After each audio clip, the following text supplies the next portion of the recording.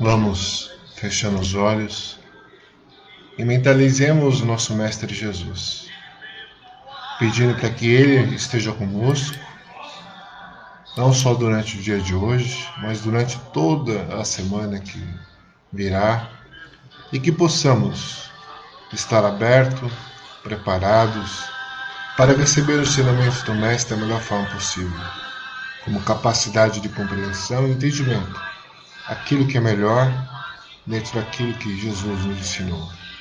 E que essa luz se estabeleça entre nós, entre os nossos amados irmãos encarnados e desencarnados, entre os nossos inimigos e também entre todo o povo brasileiro, entre todo o povo da Terra, nos mantemos em paz e harmonia. E que todos nós, aqui nesse planeta, possamos perceber a necessidade da união fraterna, da liberdade e principalmente da paz. E que a luz se estabeleça sobre todos os cantos desse planeta, que nos serve como escola e um hospital para a nossa melhoria espiritual. E dessa forma, direcionamos ao Mestre Jesus uma oração em forma de abertura e agradecimento, mas principalmente pedindo para Jesus também olhar pelos nossos irmãos que estão na frente de batalha contra o coronavírus, aqueles que trabalham nos hospitais, os médicos, enfermeiros, auxiliares, técnicos, agentes de limpeza, atendentes, seguranças, todos eles possam receber a luz e essa luz possa fortificá-los, energizá-los, para que eles possam dar continuidade nessa batalha tão importante para cada um de nós, para toda a humanidade. E que a luz do Mestre Jesus se estabeleça também no coração e na mente dos nossos dirigentes políticos, para que eles se deixem pela vaidade ou pelo orgulho, e sim pelo amor. Oração. Pai nosso que estais nos céus, santificado seja o vosso nome. Venha a nós o vosso reino. Seja feita a vossa vontade, assim na terra como nos céus. O pão nosso de cada dia nos dai hoje. Perdoai as nossas dívidas, assim como nós perdoamos nossos devedores. E não nos deixeis cair em tentação, mas livrai-nos de todo mal. Que assim seja. Que a paz e a luz do Mestre Jesus esteja conosco hoje e sempre. Hoje, como é quarta-feira, é um trabalho voltado para dependentes e codependentes químicos, né? Esse trabalho ele é da nossa casa espírita, Maria de Nazaré, e tem como nome Viva Melhor. Bom, como é um diálogo voltado sobre dependência, baseado na codificação do Espiritismo, que Allan Kardec trouxe até cada um de nós vamos falar sobre a dependência química, sobre vários ângulos do ponto de vista dos efeitos das drogas, né? As drogas e seus efeitos. São vários tipos de droga. Não sei se vocês já repararam que quando a gente vai na farmácia, hoje em dia, a farmácia tem farmácia, tem drogaria. Isso significa que o remédio depende da quantidade. Se for uma quantidade a mais, passa a ser uma droga. Se for uma quantidade a menos, pode ser estabelecida dentro de uma ordem de critérios pelo médico, pelo farmacêutico, pode ser um remédio. Então, a droga em si vai muito do ponto, da maneira como que você utiliza, de que forma você utiliza. Já foi falado que o ópio ele dá origem à heroína, mas também à morfina. A morfina é fundamental no combate ao câncer. Pessoas na frente de batalha em guerras, que são feridos em combate, precisam da utilização da morfina. E é necessário também perceber que a cocaína também ela pode ser utilizada de diversas formas. Você pode injetar cocaína na veia intravenosa, né? Você pode cheirar a cocaína e você pode utilizar a cocaína para produzir anestésicos. Por exemplo, a xilocaína. Xilocaína, que a gente já ouviu falar aí no vai no dentista, quando o dentista passa no algodão, a pomada, e passa e põe no dente lá, no local onde vai receber anestesia, e isto é nada mais, nada menos que um anestésico, xilocaína. E assim se dar com vários tipos de drogas, né? Bom, e a maconha? A maconha hoje em dia, dentro do cenário internacional, ela está sendo utilizada para várias coisas ao mesmo tempo, que é a cannabis sativa. Né? Você tem a cannabis sativa sendo utilizada por pessoas que têm ansiedade nos Estados Unidos, pessoas que têm depressão, né? Sendo utilizada de forma farmacológica, quer dizer, indicada, prescrita pelo médico, e também em casos de pessoas que têm combate que estão enfrentando câncer, que estão fazendo quimioterapia, radioterapia, estão utilizando a cannabis sativa, a maconha, nada mais nada menos que a maconha, para combater os efeitos colaterais. Então, quer dizer, que a droga depende muito da quantidade. Se você utilizar para poder chapar, né, qual é o termo utilizado aí no jargão popular aí do povão, chapar, você é uma droga. Se você utiliza para poder curar, ajudar as pessoas, é um remédio. Se for para você perder o equilíbrio, é uma droga. Bom, o que acontece é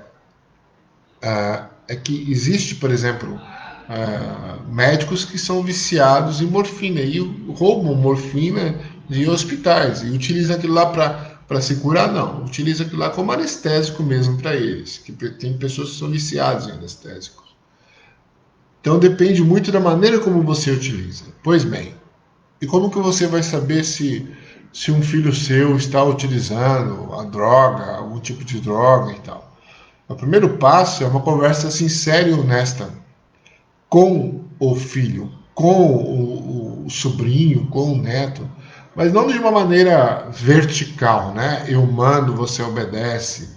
Não de uma maneira bruta, mas um diálogo fraterno. E no diálogo fraterno você não precisa entrar propriamente dito no tema droga. Olha, hoje nós vamos falar sobre droga. Dá para você sondar uma pessoa de outras maneiras, em vez de você entrar no assunto diretamente sobre drogas. Você pode discutir sobre comportamentos, comportamento humano, né? Você pode discutir a relação que existe da engenharia farmacológica, de assuntos variados, para você chegar no determinado ponto. Porque a criança, o adolescente, ele não é burro. E eles têm um cabide de informação muito grande através dos meios de comunicação. Então a melhor maneira é você conversar de uma maneira respeitosa, porque se ele entender que é uma conversa agressiva, ele nunca vai se abrir contigo. Então você tem que ter esse diálogo fraterno, conversar sobre todos os assuntos, ser capaz de conversar sobre todos os assuntos com seu filho, com seu sobrinho, com seu neto. De uma maneira direta, tranquila, né? sem violência. E se, apesar de toda essa conversa, você não se abrir, você achar que está usando, você tem que olhar o comportamento. Que tipo de comportamento a pessoa está tendo, né? Porque quem começa a utilizar a droga, ela muda o comportamento. A mesma coisa, é só você olhar as pessoas que bebem cerveja e as pessoas que não bebem cerveja. O comportamento são diferenciados. Não é que quem bebe cerveja é mau caráter e quem não bebe é santo. Isso não tem nada a ver. Mas assim, as pessoas que bebem têm uma rotina, né? Tem gente que bebe todos os dias, tem gente que bebe no final de semana e gosta de beber, gosta de conversar, trocar ideia, etc. Então você tem que ficar olhando. E você sabe as características de uma pessoa alcoolizada. Geralmente ela perde o equilíbrio, né? Tem pessoas que falam mais, tem pessoas que choram, tem pessoas que ficam mais agressivas.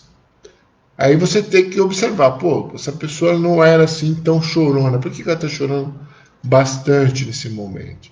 Né? Por que ela está mais agressiva? Ou por que essa pessoa está mais alegre, vive dando risada à toa? E aí você tem que conhecer a pessoa E para conhecer pessoas, tem que ter a prática do diálogo fraterno dentro do ambiente do lar, dentro da sua casa. Os efeitos do álcool, a maioria das pessoas conhece. Os efeitos da maconha, as pessoas têm uma imaginação muito fértil, às vezes acaba caindo no senso comum ou na ideia daqueles filmes norte-americanos de que a pessoa fica vendo elefante cor-de-rosa, etc. Na hora da utilização. A maconha, um dos efeitos colaterais que a pessoa tem é o olho vermelho. A pessoa, se ela fumar bastante, ela vai ficar com o olho vermelho, certo? Outra característica da pessoa que fuma maconha, geralmente ela fica mais, a sua memória não fica tão boa. A sua memória tem lapsos de memória a curto prazo, né? Você está conversando com uma pessoa aqui e ela acabou de fumar e ela perde a noção daquilo que você está conversando e entra no outro assunto e tal. Isso acontece muito com quem fuma. Com quem fuma, geralmente as pessoas, quem fuma maconha, geralmente querem ficar no canto mais seu, ou escutando música. Por quê? Porque a maconha libera sensações físicas que facilita o contato com a música. Então tem muitos jovens que adoram música e que fumam maconha. Assistir filmes, animes, essas coisas. E também outro efeito colateral de que quem fuma maconha é a larica, a famosa larica. A larica o que é? É a fome. A pessoa fumou, bate aquela fome lá desesperadora que ela vai comendo tudo que vem pela frente. Essa é a famosa larica. A pessoa que fuma maconha fica agressiva? Não. A pessoa que fuma maconha não fica agressiva, pelo contrário, ela fica muito mais calma, muito mais tranquila. Tanto que a maconha em alguns lugares dos Estados Unidos, em várias partes do mundo, está sendo indicada para combate à ansiedade, combate à depressão e vários outros tipos de doença lá nos Estados Unidos. Agora, mas a maconha tem um efeito colateral negativo? Sim, se você fumar muita maconha em grande período, assim, sem tempo, sua memória, a tendência é piorar a sua memória. E a sua capacidade de concentração também diminuir. Então, existe um efeito colateral negativo, sim. Diminui a concentração, diminui a memória, e ele vai procurar pessoas que tem a ver com sua rotina, né, de uso. Quem usa maconha propriamente dito vai usar cocaína? Não, isso é uma lenda, tá? Pode ser que ela venha experimentar uma lenda de que o cigarro leva o álcool leva a maconha leva a cocaína, e aí a pessoa parar no crack. Isso é lenda. Nem todo mundo que fuma maconha vai usar crack na vida. Nem todo mundo que cheira cocaína vai usar crack também. O crack é derivado da cocaína, né? É o resto da cocaína, o substrato da cocaína de péssima qualidade. E que os efeitos colaterais são muito mais danosos que a própria cocaína em si, pura. Como eu estava falando, a cocaína tem os efeitos danosos muito piores que a maconha. Primeiro, ela fica mais ligada, né? A maconha faz a pessoa se voltar para dentro de si, né? Olhar, perguntar, se questionar, analisar, procurar sentir o mundo de outra perspectiva. A cocaína já é uma coisa mais voltada para fora, né? A pessoa fica mais elétrica. Quanto a maconha, a pessoa serena, a cocaína, a pessoa fica mais elétrica, mais agitada. Diferente da maconha, a cocaína, a pessoa perde o apetite. Então a tendência é o emagrecimento da pessoa que utiliza a cocaína. Tá? Mas nem todo mundo que usa cocaína significa que vai ser magro. Tem muitas pessoas gordinhas que utilizam cocaína. Mesmo porque a cocaína ajuda muito no consumo de bebida alcoólica, tá?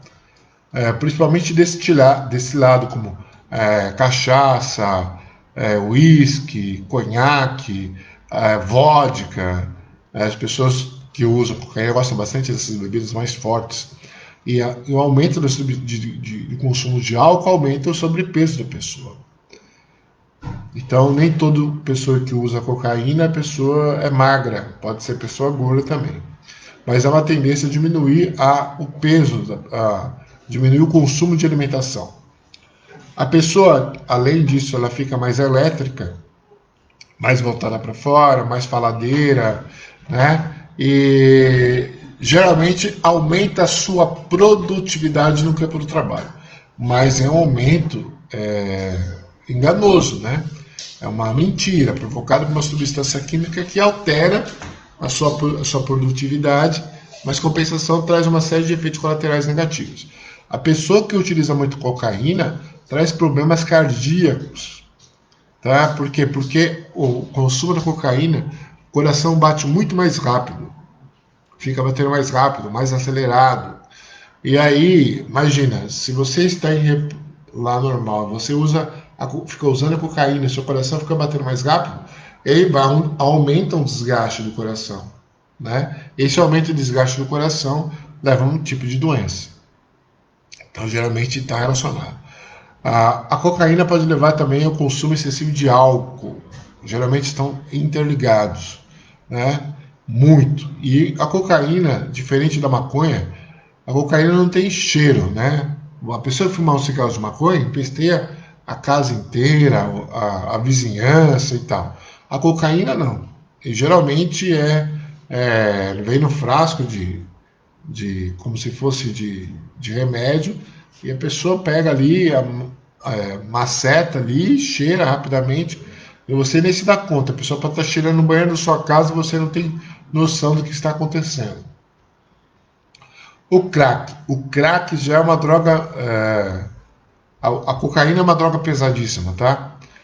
O crack era mais ainda, porque o crack é 5 minutos daquela euforia que a pessoa se sente um deus. E aí o que acontece? Como aquele efeito vem muito rápido, também o efeito vem rápido, vai embora rápido. Aí a pessoa sente a necessidade de consumir mais e mais. Então, por isso que o dependente da maconha, por exemplo, ele não vai fugir de casa, ele não vai ficar na rua. O dependente de maconha, ele tem trabalho muitas vezes, ele trabalha, ele estuda, né? Isso acontece muito no centro dos universitários no país, e é que as pessoas acabam estudando, né? A cocaína, a pessoa geralmente também ela trabalha, cumpre suas obrigações. Agora, o crack não. O crack, a pessoa perde o controle totalmente, a ponto de pegar o salário do mês e gastar tudo na biqueira. A biqueira nada mais é local onde da venda, né? Não do consumo, onde você vai comprar a substância.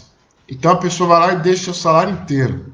Ela perde essa noção de sociabilidade, de sociedade, ele perde os vínculos, vai se distanciando dos vínculos familiares cada vez mais. Porque para ele o mais importante é manter aquele status quo de viagem, entre aspas.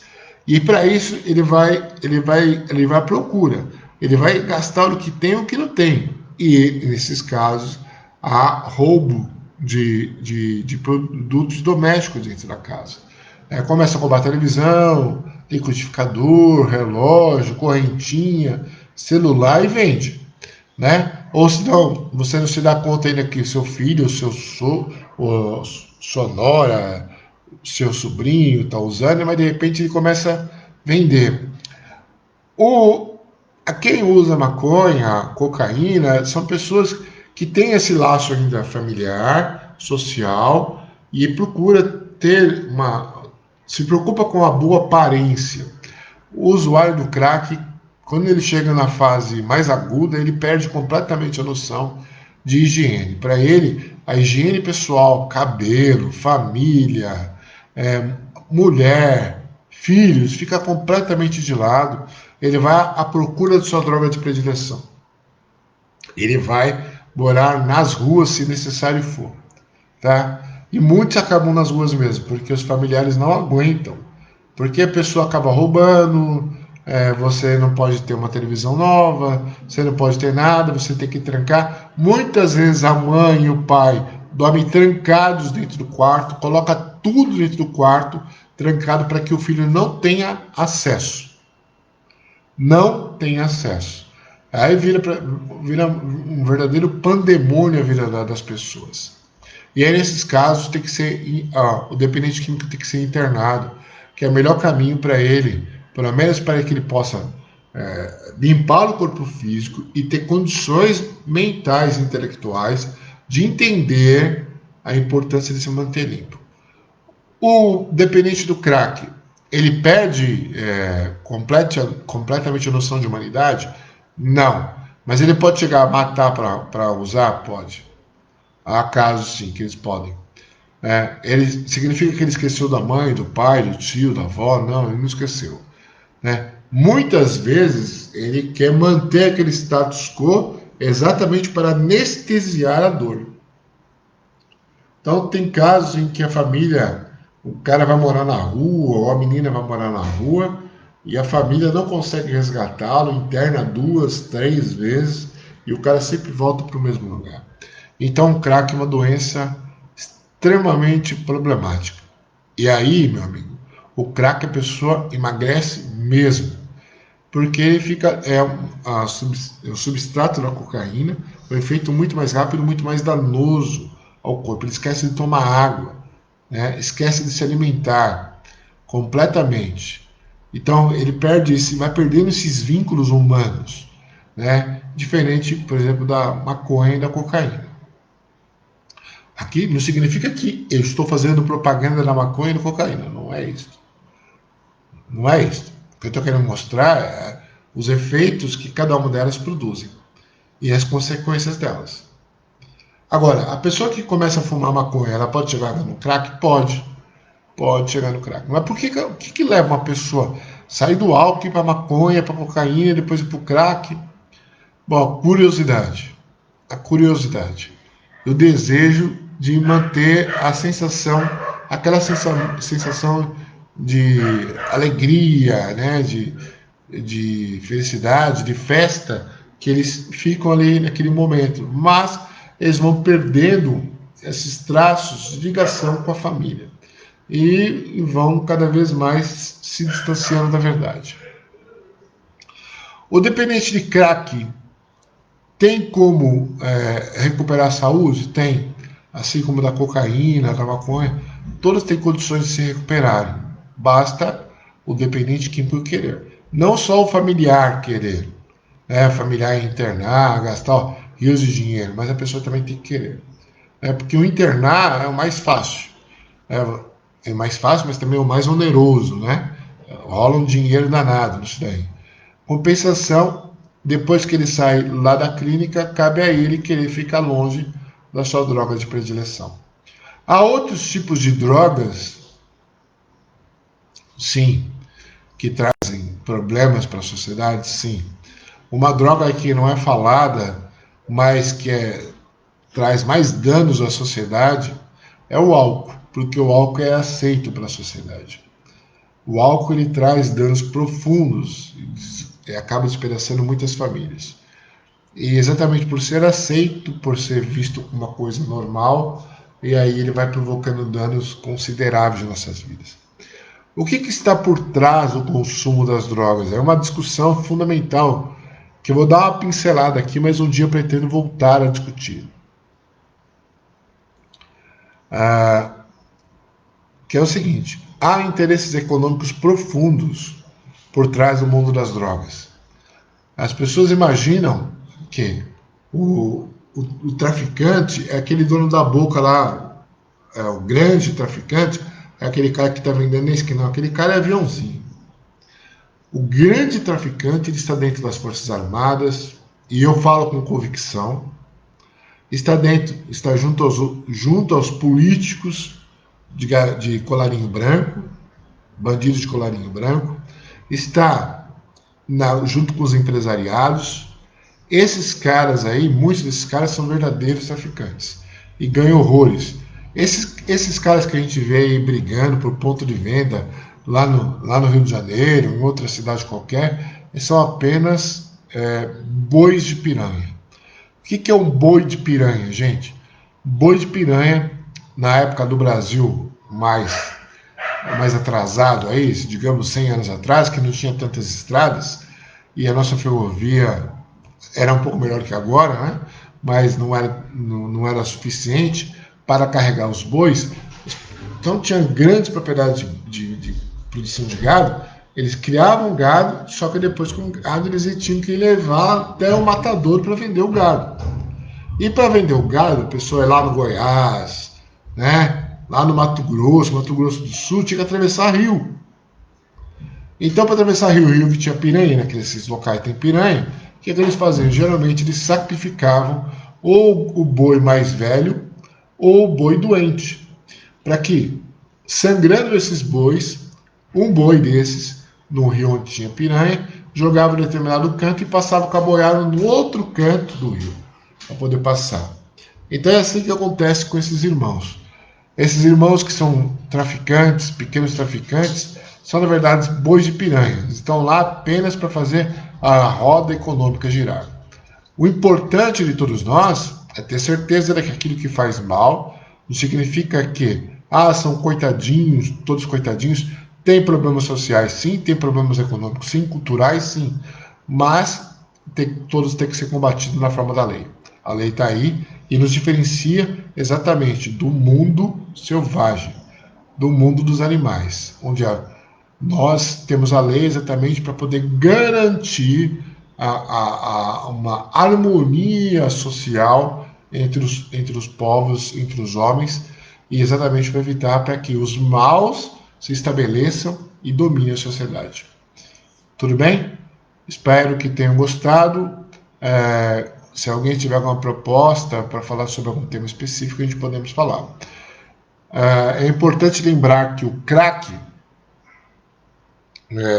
foi inventado nos Estados Unidos, tá? Os Panteras Negras, lá nos Estados Unidos, que era um grupo político que lutava pelos direitos dos negros, cresceu muito, assim como grupos do Martin Luther King, do Malcolm X e tal. E aí o que aconteceu? Os setores da inteligência norte-americana perceberam que era necessário combater a influência desses grupos étnicos que lutavam pela liberdade e igualdade. E aí criaram-se o crack de laboratório. E aonde eles jogaram crack?